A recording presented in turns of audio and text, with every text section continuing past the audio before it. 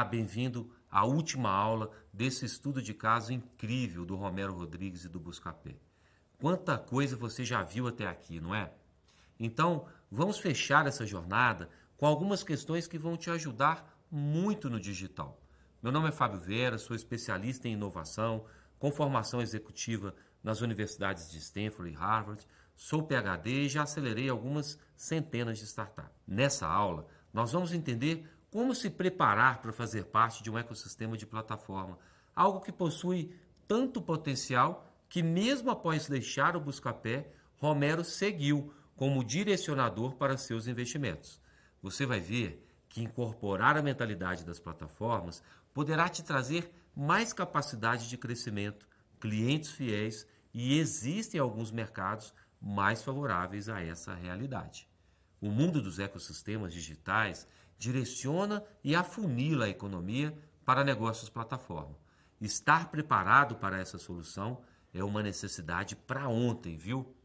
Então vamos começar?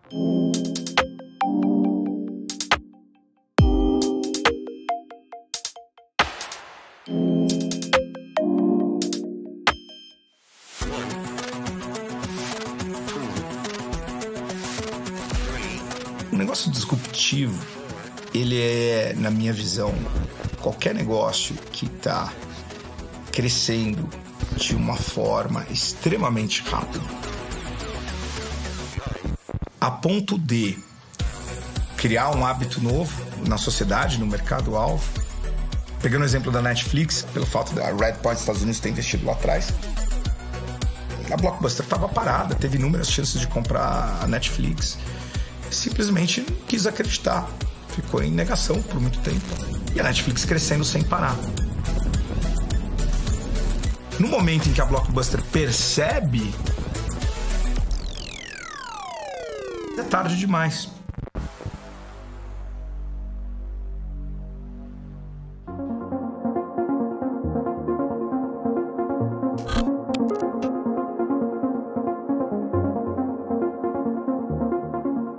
Bom, hoje nosso desafio é olhar o futuro e pensar como extrair lições do pensamento plataforma para o seu negócio. A tarefa não é trivial, mas espero apresentar nessa aula algo útil ao seu negócio e aos seus futuros negócios. Como me disse uma vez um investidor que foi dos primeiros a investir no Waze, na cidade de Jaffa, em Israel, temos que ter visão multinegócios e muitas vezes ter mais de um negócio. E ele tinha razão. Talvez ter mais de um negócio seja também ter um olho na gestão atual e outro olho no futuro em transformação. Pense nisso e tenha o chamado pensamento bimodal e não apenas uma visão linear sobre a gestão do seu negócio atual. Trazer a mentalidade de negócio plataforma é um desafio que nos abre a mente para projetos maiores, oxigena nosso jeito de pensar. E isso é importante porque, dizendo de uma forma bem simples, nós vivemos uma era de duas economias. A economia da atenção e a economia da transação, ambas em simbiose. De acordo com os especialistas em cultura digital, a economia da atenção moderna é cada vez mais aquela em que o produto de consumo não custa praticamente nada para ser reproduzido. E o problema que o fornecedor enfrenta é adicionar bens intangíveis valiosos que não podem ser reproduzidos a qualquer custo. Para não ficar abstrato demais, te apresento algumas características desses bens intangíveis. Vamos lá. Eles são imediatos, acesso prioritário, entrega imediata. Eles também são personalizados, feitos sob medida para o consumidor. Eles trazem interpretação, suporte e orientação. Eles têm autenticidade, são reais e têm autoria clara.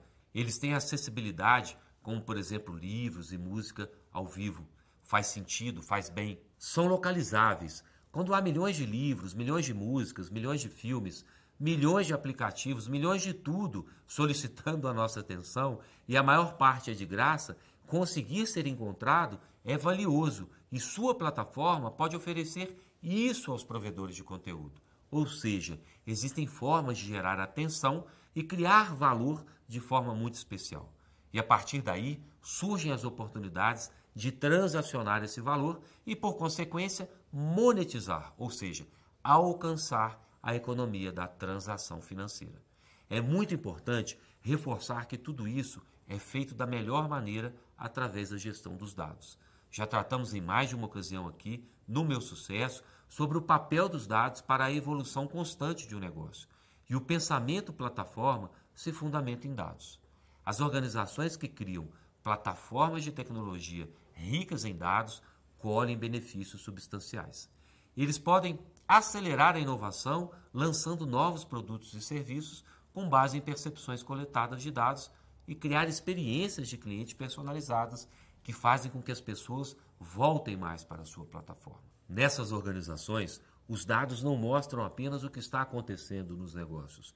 Os dados tornam-se o negócio. Esta é uma chave para o sucesso em uma economia cada vez mais onde o vencedor leva tudo. Fazer essa mudança, essa virada de chave para dados exige um esforço concentrado para mudar a maneira como uma empresa pensa e opera. Aliás, vale a pena comentar que a forma como muitas empresas são administradas cria uma série de barreiras que as impedem de formar uma cultura transformadora e, em última instância, de atingir seu verdadeiro potencial. Bom, para te ajudar a navegar nessa transição e se organizar para o futuro, há 3 mudanças de perspectiva que você precisa observar. Primeiro, altere a maneira como você visualiza os dados. Entenda qual seria o valor total de seus dados se eles fossem compartilhados e disponíveis no momento certo em sua empresa.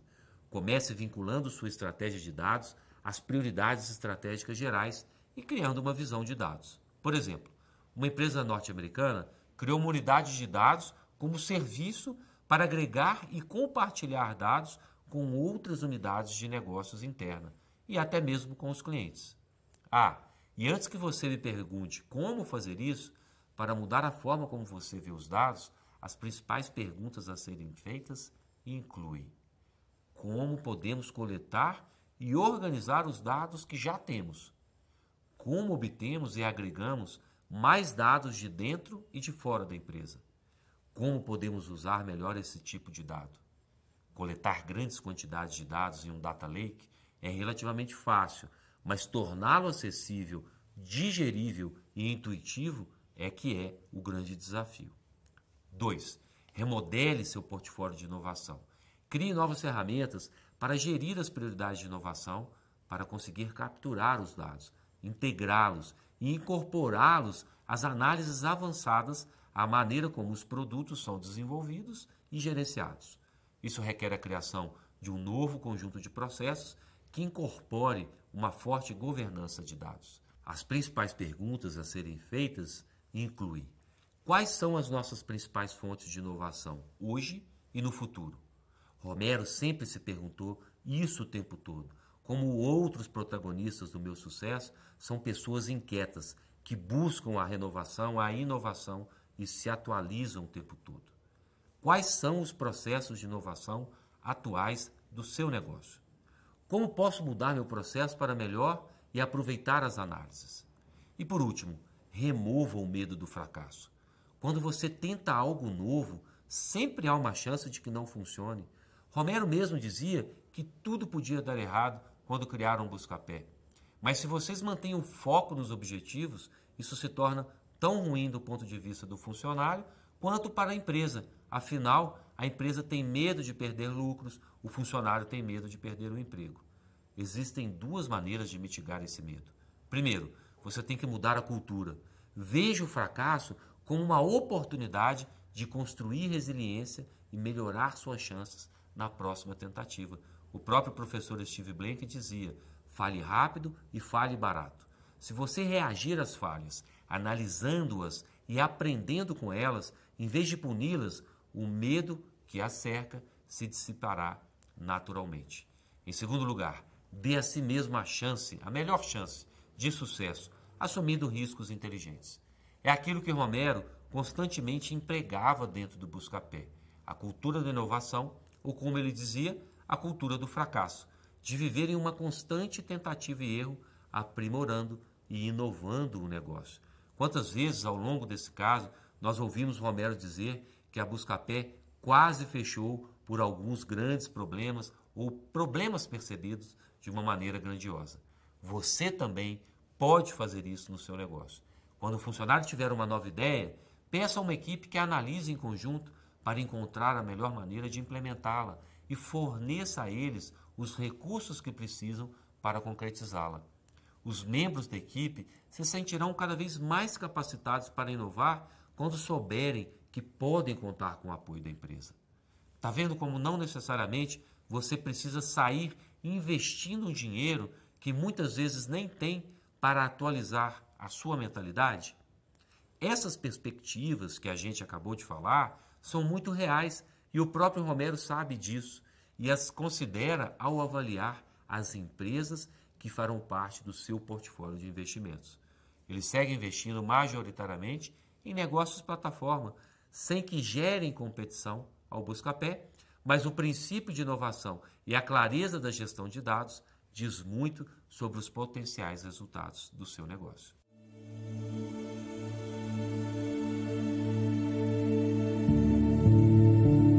A gente, quando estava construindo tudo isso, a gente não tinha ideia que estava construindo um dos primeiros negócios de plataforma do Brasil. Foi ficando nítido com o tempo. Mas a gente sabia, apesar da gente não usar o nome, não tinha os livros, como não tinha academia, muito do que se prega hoje nas startups era feito por intuição. Lá do comecinho que a gente teve 28 usuários no primeiro mês para 50 milhões de usuários quando eu saí da posição de CEO, final de 2013, começo de 2014. E nesse período, o que a gente foi fazendo foi cada vez agregando mais serviços, mais conveniência para o consumidor de um lado e mais resultado para o varejista do outro. Então a gente tinha diferentes marcas que tocavam o consumidor nessa jornada e também diferentes soluções para o varejista.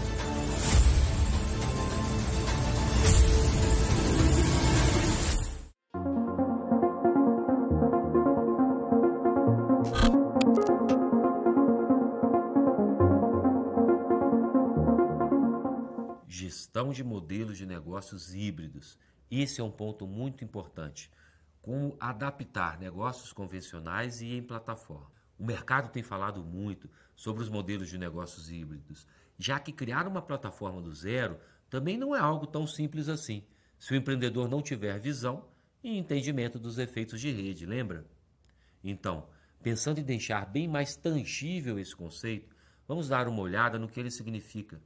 Os negócios híbridos também são conhecidos como comércio multicanal, ou tijolos e cliques, ou cliques e tijolos, algo que tem a ver com o digital e tem a ver com o tangível. Eles se concentram em maximizar a vantagem competitiva da combinação do canal da web e do canal físico. Você, assinante do Meu Sucesso, que já tem um negócio tradicional, deve ter sua atenção focada nas estratégias do modelo de negócio híbrido e pensar em duas questões a partir do seu negócio. Como otimizar a relação do comportamento do consumidor híbrido e como isso afeta a construção de um modelo de negócio híbrido. Há pesquisas que mostram que alguns consumidores não mudam tão rapidamente quanto a rápida mudança da tecnologia. E na prática, a gente sabe que o consumidor pode usar métodos online e offline. Hoje, a realidade já é de um consumidor híbrido, que representa a convergência do consumidor tradicional e do consumidor online. Isso quer dizer que os modelos de negócio tradicional e plataforma não precisam ser mutuamente exclusivos. As empresas podem adotar uma abordagem híbrida que inclui ambos os modelos. A gente sabe que o número de empresas que trouxeram plataformas em seus modelos de negócios aumentou significativamente ao longo dos últimos anos. Mas mesmo a Apple é um caso super clássico de uma empresa que fez uma transição do modelo de venda de computadores e smartphones pura e simplesmente para usar essa rede de dispositivos para criar uma plataforma de negócios chamada Apple Store ou loja da Apple. Na loja, ela oferece produtos, os apps, os aplicativos desenvolvidos por terceiros, mas demorou um pouco para atingir um ponto de equilíbrio em termos de gestão dessa cultura tradicional com a inovação no serviço. E para você se aproximar desse modelo híbrido, 3 elementos chaves precisam ser ajustados. Vamos lá? Primeiro, do controle de recursos para uma alocação de parte da receita em um projeto estratégico. Tenha sempre parte do recurso direcionado a algo que represente o futuro. Segundo, da otimização interna de receita, de recursos, de produtividade para a interação externa. Terceiro, dê um foco no valor para o cliente, para um foco no valor do ecossistema. A mentalidade e a própria estrutura da empresa vão mudar com essas adaptações. Portanto, você também deve se atentar à sua estratégia da seguinte maneira. 1. Analise o negócio principal. Aqui, a ideia é identificar os fluxos de receita mais importantes para observar como poderão se comportar e como você pode otimizá-los. 2. A idealização de produtos e serviços que atendam ao negócio principal. Também é importante criar inovações que sejam conectadas ao core business, ao negócio principal, e estabelecer uma maneira inovadora de pensar. Romero buscava incorporar novas empresas ao seu negócio, desde que tivessem uma atuação similar ou complementar à sua plataforma. 3. Avalie as possibilidades de monetização. Não se esqueça de avaliar as ideias em termos de lucratividade que você aprendeu com a gente no módulo 2 desse estudo de caso. 4. Não jogar um all-in game. Cuidado ao implementar as mudanças. Considere testar as inovações de negócios antes de fundi-las ao negócio geral. 5. Pensar globalmente e agir localmente. Aqui também não é muita novidade, mas sempre vale lembrar a importância de obter o feedback das comunidades locais para otimizar a ideia de negócio antes de se tornar global. 6. O primeiro a chegar, o primeiro a servir. Você viu ao longo das nossas aulas sobre o crescimento da concorrência no digital. Por isso, é fundamental ser rápido para identificar novas tendências e necessidades dos clientes e entregar isso. Romero atuava no Buscapé sempre preocupado com a questão da concorrência, principalmente por ser pioneiro e despertar o interesse de grandes players que poderiam engolir o seu negócio. Por isso, buscava constantemente formas e estratégias para bloquear a concorrência, estando sempre na frente. Eu tenho algumas conclusões sobre o que a gente falou até aqui. Claro que nem tudo é tão simples e durante a transformação de um negócio tradicional em um negócio híbrido, as empresas muitas vezes vão encontrar muito mais desafios do que vantagens. Mas ao implementar uma plataforma, os negócios tradicionais podem lucrar com o valor da marca existente entre os clientes já existentes, além do próprio mercado já conquistado ser uma força competitiva, além da longa experiência em conhecimento do produto. Além disso, em alguns casos, os negócios tradicionais têm mais marcas dentro do seu portfólio, o que permite uma maior escalabilidade da plataforma. Então, para te ajudar a fazer a adaptação do seu negócio tradicional para um modelo híbrido, eu vou listar algumas práticas que você deve analisar se já realiza hoje e ir ticando as opções.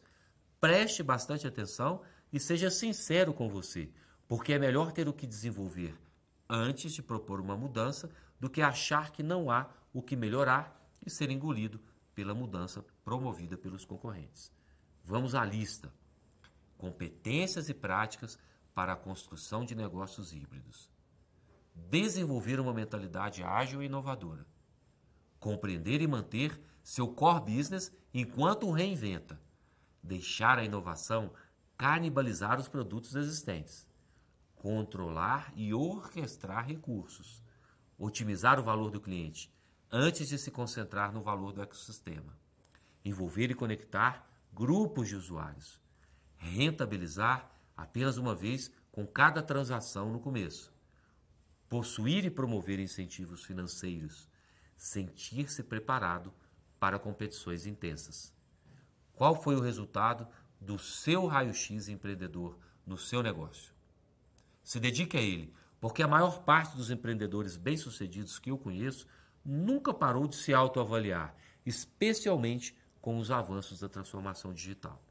Romero também é um deles. Você acha que o Buscapé teria conquistado o mercado que conquistou se a agilidade e a inovação não fossem pilares de sua estratégia? Esteja atento e observe como equilibrar os benefícios do negócio tradicional e do modelo plataforma.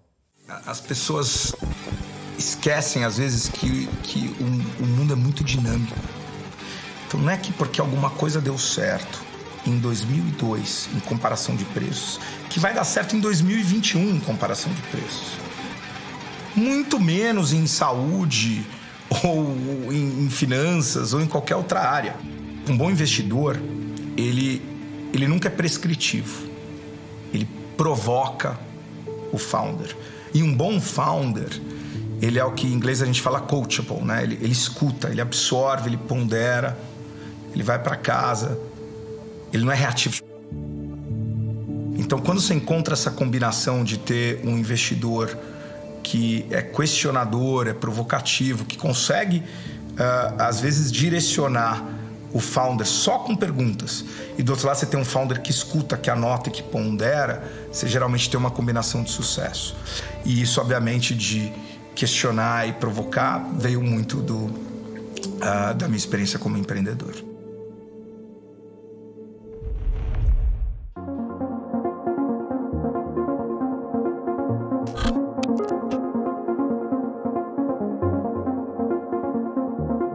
A gente já falou sobre a mentalidade das plataformas, um possível caminho para a adaptação do seu modelo de negócio.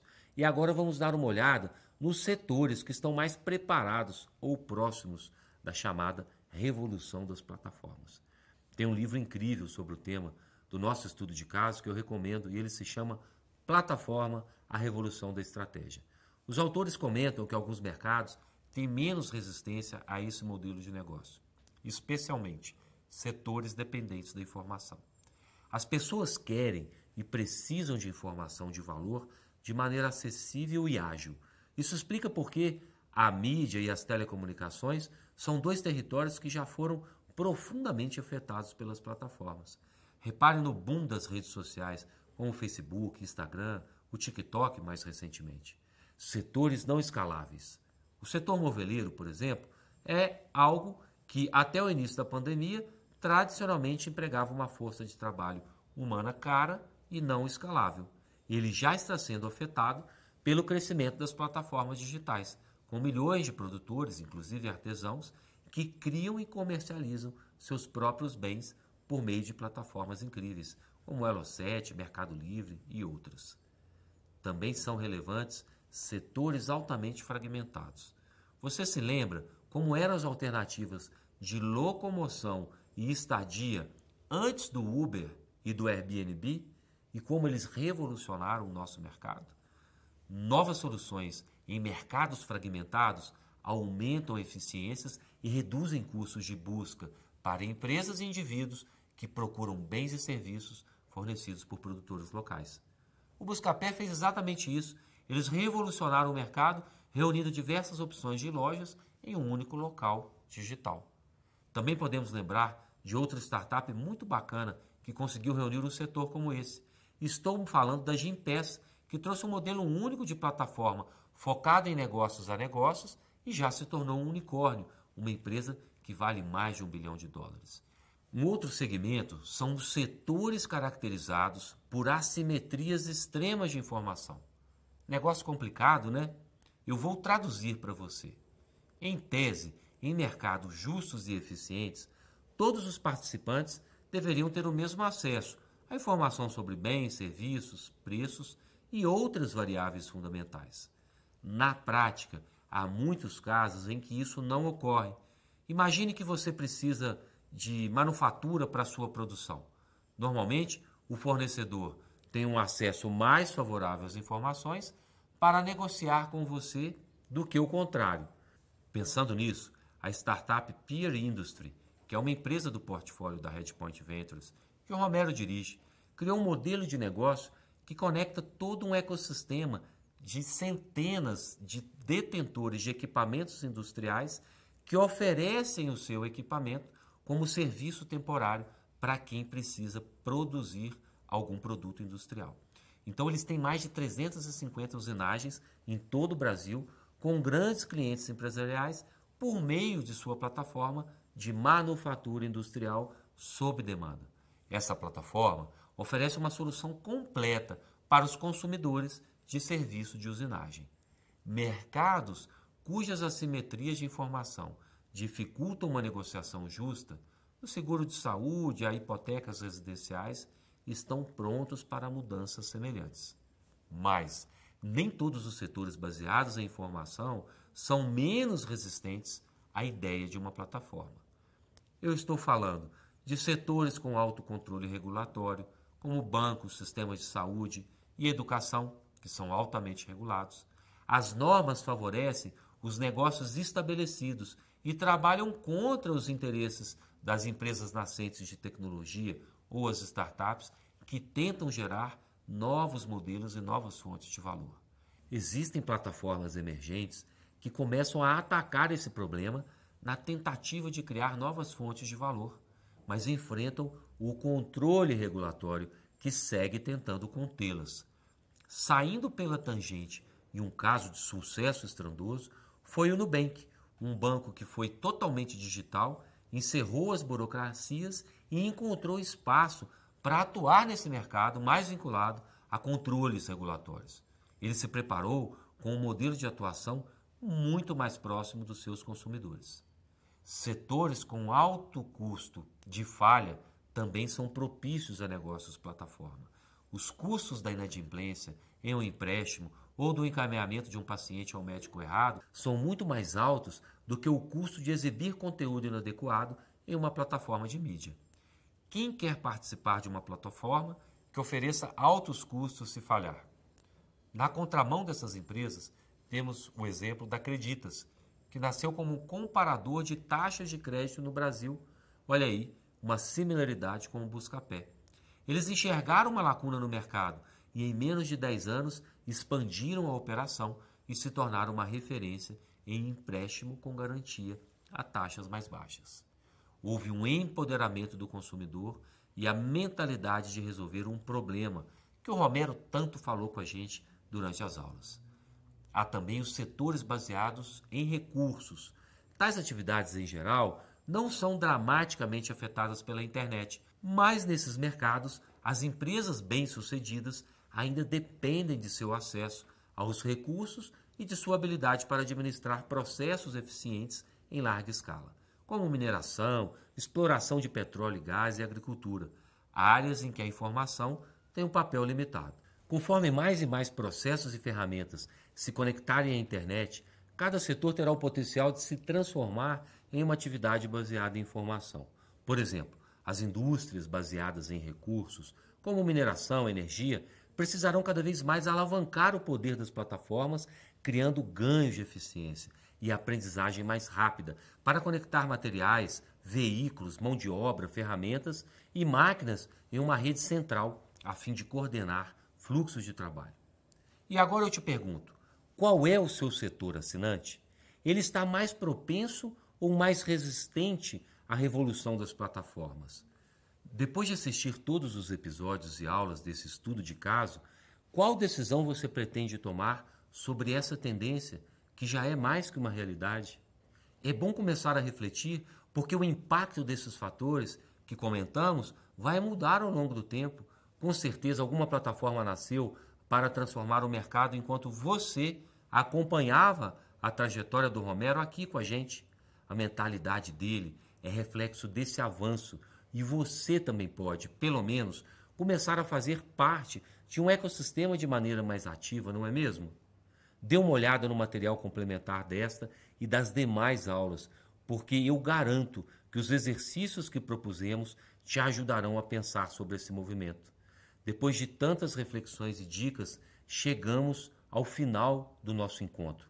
Foi um prazer te acompanhar em parte dessa jornada de um gigante como Romero Rodrigues.